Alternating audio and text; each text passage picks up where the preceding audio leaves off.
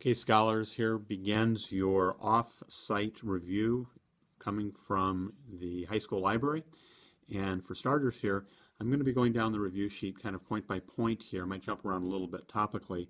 But for starters, you need to be aware that the civil rights movement, which starts in the 50s with the murder of Emmett Till and with the Brown decision and with the Montgomery bus boycott, and with the Little Rock situation there with Orville Faubus and the standoff with Eisenhower sends in the troops, continues into the 60s under the presidencies of JFK and LBJ.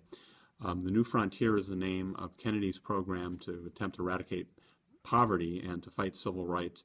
And that's going to continue on into the Great Society of LBJ. And you should be familiar with the Freedom Riders who are testing the court decision that there must be no segregation on interstate travel. You should be familiar with the Freedom Summer in 1964 under LBJ, where volunteer registrars move into Mississippi to try to get people signed up to vote. And you should especially be familiar with the culmination of the civil rights movement in the Civil Rights Act of 1964 under Lyndon Baines Johnson. This is a big deal. The Great Society, some of the components here of the Great Society under Johnson are a push for civil rights, which meets the goal here, and that is an end to segregation, the beginning of integration of all public places. In the Civil Rights Act of 1964, the Voting Rights Act of 1965 follows the Selma March. Other characteristics of the Great Society are a push for consumer safety, push for more money for education, money for medical care, and we get our first Medicaid and Medicare out of that. And these are some contrasts with the New Deal. Remember, the New Deal is primarily meant to meet an economic catastrophe by providing relief and recovery and reform. So there's some reforms in the New Deal that are a contrast, things such as the Security Exchange Commission, the insurance on bank deposits, the FDIC, the Wagner Act, which allows unions to organize and to strike. Some other things that come out of the New Deal in comparison to the Great Society are Social Security and the Fair Labor Standards Act with minimum wage and maximum hours. Getting back to civil rights, the civil rights victories of the 1960s are often this is compared to the lack of concern under the progressives and the New Deal with civil rights. That's not on the agenda in these two other big movements of government intervention in the economy. You should also be aware that civil rights is going to spur, for Black Americans, is going to spur on concern for other Americans gaining rights. You're going to have the feminist movement, which largely starts with Gloria Steinem and the feminist mystique in 1963, talking about sort of this expectation in the 50s that women should stay home and be moms and have babies and not enter the workplace. This is going to be challenged, and there's going to be a great progress made in women's rights, and that's going to be in the Civil Rights Act of 1964. You also have the Chicanos, the Hispanics, there's going to be a brown power movement. You have Native Americans, the American Indian movement, and they're going to be challenging these violated treaties from the past. They're going to make progress in the courts. And the AP book wants you to be familiar with the beginning of the gay rights movement. In 1969, you have what are called the Stonewall riots in New York City, and this is where police, which are hassling gays in this bar in Greenwich Village, the victims fight back. So these are all things which will be spurred on by the civil rights movement for African Americans. Martin Luther King gives his famous speech to a crowd of about 200,000 on the Washington, D.C. Mall, and this is a year later going to be followed by that Civil Rights Act that LBJ passes. One of the things that is masterful about LBJ, one of the things he pulls off is, as a Southerner, as a Texan, as a former majority leader of the Senate, he wheels and deals and threatens and makes promises and pulls the strings necessary to make this happen. And in the face of opposition from the former Confederate states in the South, the Solid South is going to no longer have a block on legislation, even though there's close to a 3-month filibuster by Strom Thurmond. You remember him from the 1948 Dixiecrat Party, the new, which opposed civil rights back when Truman was running for election in 1948.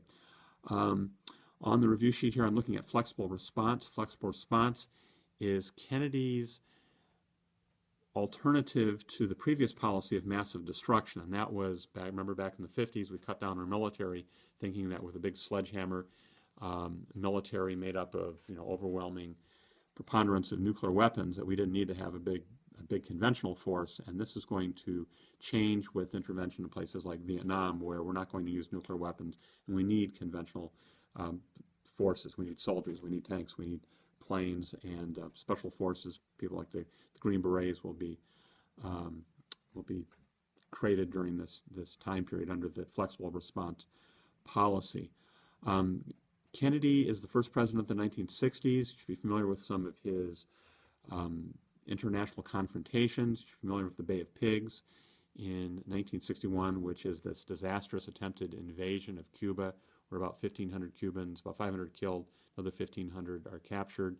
And this was planned under Eisenhower, executed terribly under JFK, who failed to give any sort of air support. And this showed the Soviets, presumably, that we were weak, and it led to the confrontation in Berlin, where a wall is built by the East Germans and the Soviets. And that leads to the Cuban Missile Crisis, where Kennedy does stand up to the Russians with a quarantine, which is a blockade, and the Russians pull the missiles out. The resolution here is we pull our missiles out of Turkey, and we promise never to invade Cuba. One of the other things Kennedy does is he vows in his inaugural speech to put a man on the moon within 10 years, and by 1969 you have the Apollo 11 mission, which is a success there, and that's coming under Richard Nixon. You should be familiar with the increasing impact of TV on politics. The Freedom Riders are the attacks on civil rights protesters, and the Freedom Riders is all televised, and this is earning them great sympathy. You have the TV debate between Nixon and Kennedy, and this is perhaps influencing a very tight election. You have the TV war, with TV showing the Vietnam War in people's living rooms while they're eating dinner, and you have all this bloodshed and carnage night after night, sort of deteriorating American support. And then you have the Watergate hearings, which are on TV, and people can see the witnesses talking about sort of the skullduggery going on in the White House under Richard Nixon. I'm looking down at the review sheet here off to my side here. We're about halfway down. The Vietnam War, you should know the criticisms of the war include things like the argument that we're involved in a civil war. That's not our business, that we're acting as an imperialist nation, that we're fighting the war with disregard for Vietnamese life, that we're supporting a non-democratic South Vietnamese government. And remember, under Kennedy, we support a coup d'etat against Ngo Dinh Diem, who's assassinated after he's overthrown by the South Vietnamese military. There's the argument that the war is being incompetently fought, and certainly young men did not want to go and fight and die in this war. It was a very unpopular war.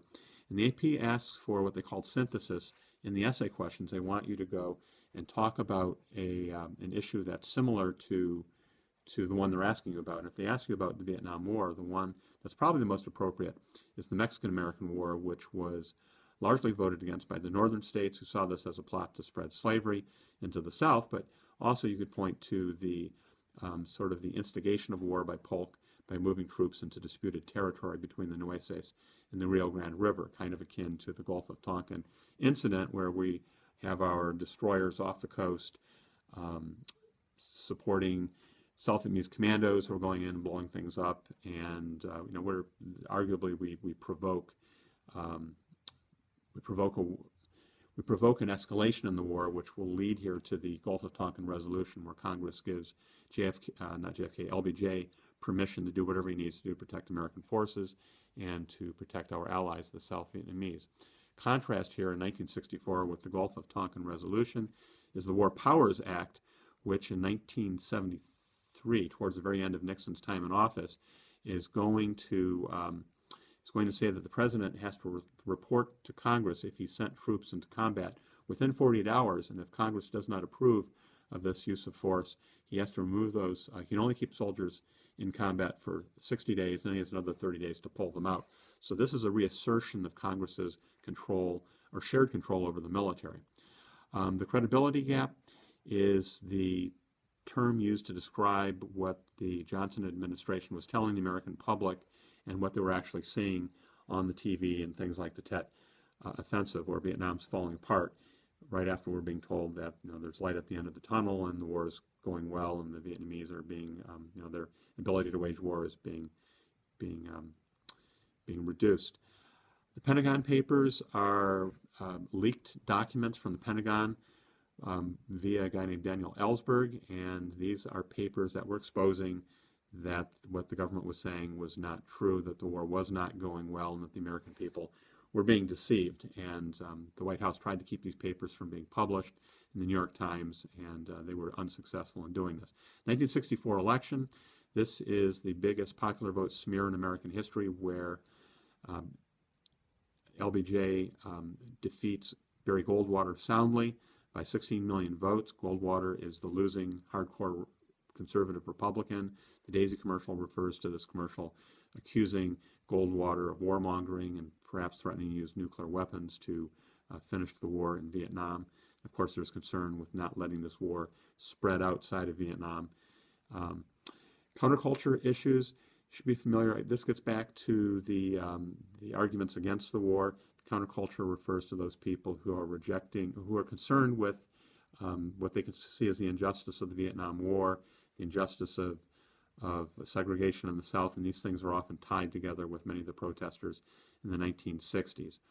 The Tet Offensive, and I'm going down the list here. The Tet Offensive is this attack on 100 cities by mostly the Viet Cong, but farther north in Vietnam.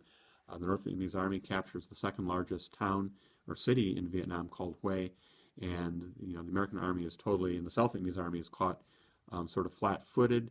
This, ironically, all the battles are won by the American soldiers, and it's technically a win.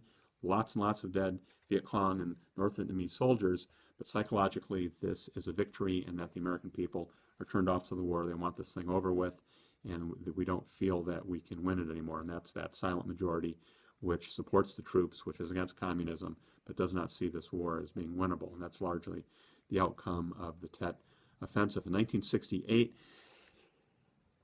LBJ says that he will not run again. His vice president, Hubert Humphrey, runs, and in the early primary in New Hampshire, he's almost defeated by kind of a no-name, out-of-the-blue candidate named Eugene McCarthy, not to be confused with Joseph McCarthy, the witch hunter looking for communists back in the 50s. But Eugene McCarthy is running on a peace ticket, and at this point, LBJ will drop out of the race, and it'll be turned over to Hubert Humphrey, who had real strong credentials in civil rights and was a liberal senator at one time from Minnesota. And there's going to be a third-party candidate for the American Independent Party, George Wallace, who's going to run on sort of a veiled racist ticket on law and order. He's going to be against welfare. He's going to be for fighting the war more intensely. And he's going to garner a huge amount of the votes and probably throws the election to Richard Nixon, who wins it in 1968. Also, the Democratic Convention, which is held in 1968, has a police riot outside of it.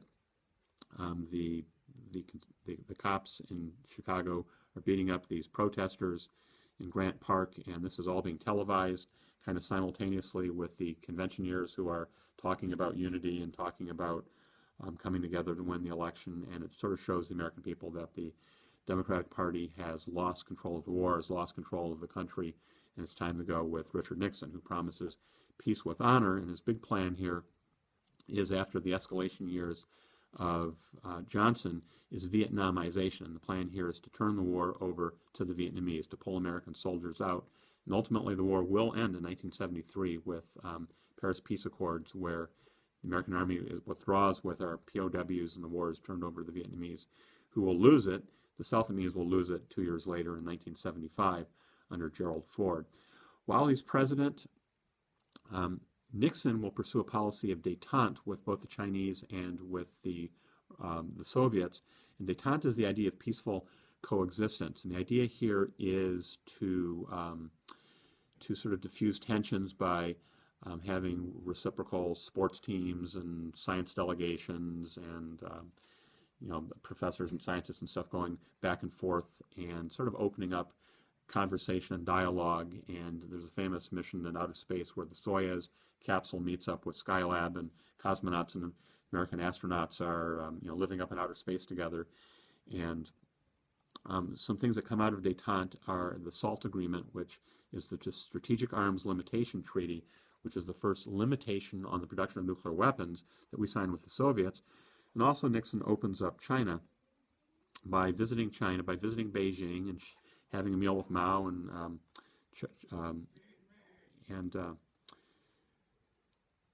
excuse me, there's people yelling in the window here in the library. I'm doing this at about 9:30 at night. I think it's the baseball team coming back, but we move on.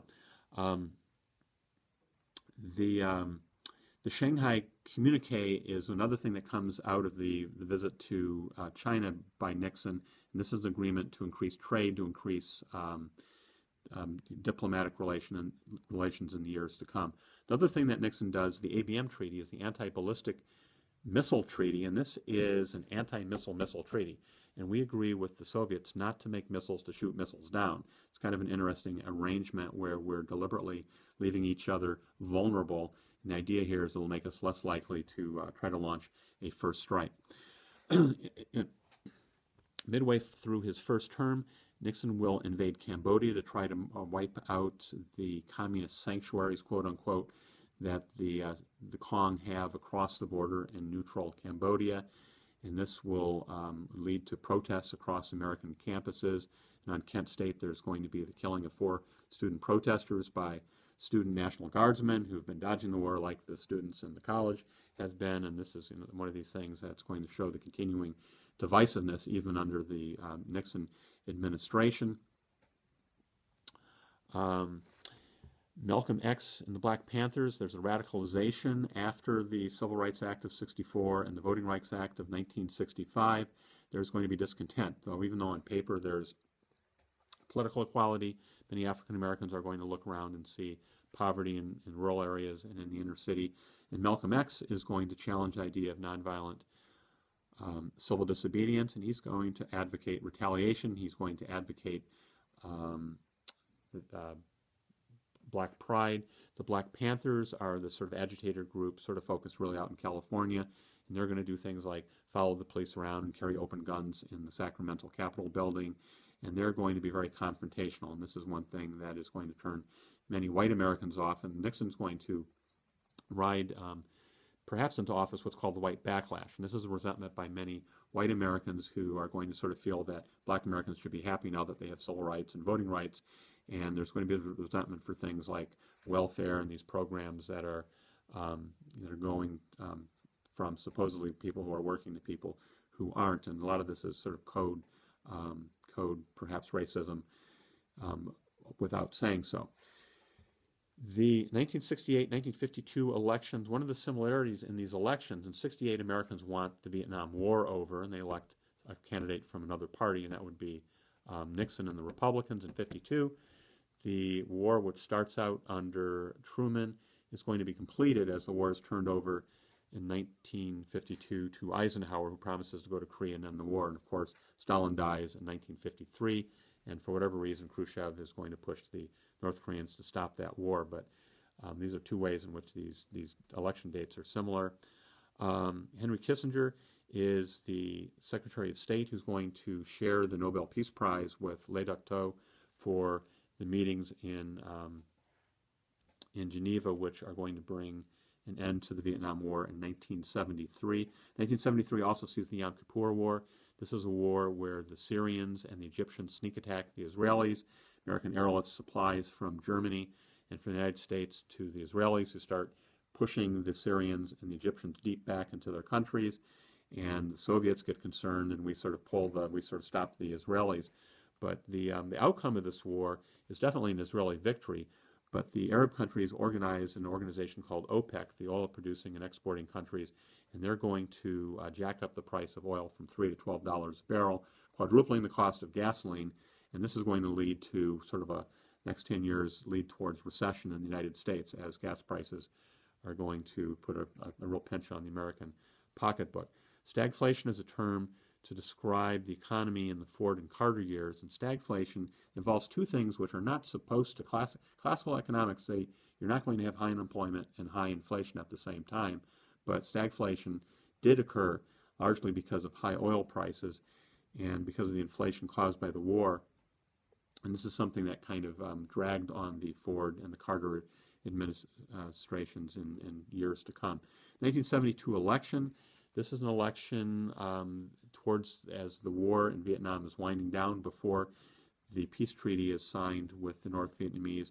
And in this election, Nixon is going to clobber George McGovern. It's a very decisive election, and the irony here is that the Watergate break-in and the Democratic National Campaign headquarters occurs, and Nixon, although it's never proven that he ordered it, and he probably didn't, ordered a cover-up, and this is what's going to come out from the Senate hearings, the Special Investigating Committee hearings, and we're going to find out that Nixon ordered the FBI and the CIA to sort of block this investigation. The president will declare that he has executive privilege, that he doesn't have to turn over specifically tape recordings that he did in his own Oval Office, and the Supreme Court will rule against him, that this is evidence and a crime, and Nixon will resign in 1974, turning the presidency over to Gerald Ford.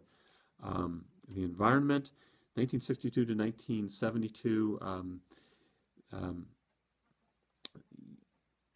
on the review sheet here, the comparison here is you should be looking at how a whole bunch of pro-environmental laws are passed in the Johnson and the Nixon years. You get the EPA under Nixon, you get different versions of the Clean Water Act, Pure Air Act, you get recycling laws, you get these sort of things are passed in the 60s and early 70s. Back in 1901, 1910, of course, the president who sets up the national parks and the national forests, who's concerned with the environment and preservation, is our man Teddy Roosevelt. And finally, on the review sheet, some Warren Court rulings. These are the Warren Court is named after Earl Warren, who is a liberal. This is a liberal court with a liberal judge. This is a former governor of California. Again, ironically, this is the guy who was in charge of putting 110,000 Japanese Americans in concentration camps during World War II. This may be his penance in the later years of his life when he's on the Supreme Court.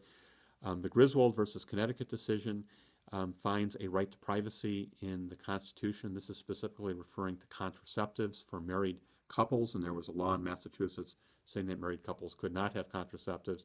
And this becomes the basis of the Roe v. Wade decision, legalizing abortion in the first trimester.